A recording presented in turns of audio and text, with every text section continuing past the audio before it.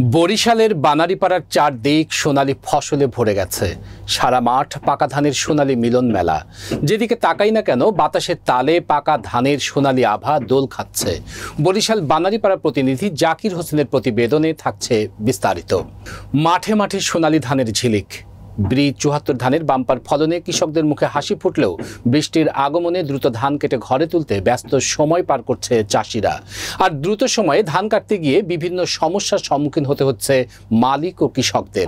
তার মধ্যে বেশি সমস্যাই শ্রমিক সংকট।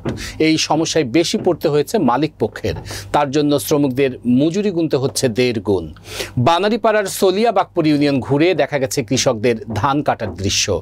জমির মালিক ও কৃষকরা বলেন, প্রায় মাঠের ধানই পেকে গেছে। হঠাৎ হঠাৎ দমকা হাওয়া ও ঝোড়ো বৃষ্টি হওয়ায় ৭ দিনের কাজ একদিনে করতে হচ্ছে। আর এতেই ঘটছে বিপত্তি।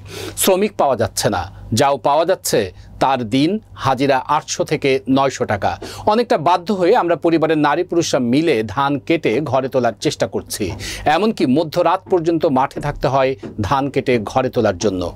বৃষ্টিতে ধানের ক্ষতি হয়েছে কিনা জানতে চাইলে কৃষকরা বলেন, যেখানে যেখানে নিচু জমি পানি জমে থাকে সেখানে ধানে ক্ষতি হচ্ছে, তাছাড়া তেমন ক্ষতি হচ্ছে না।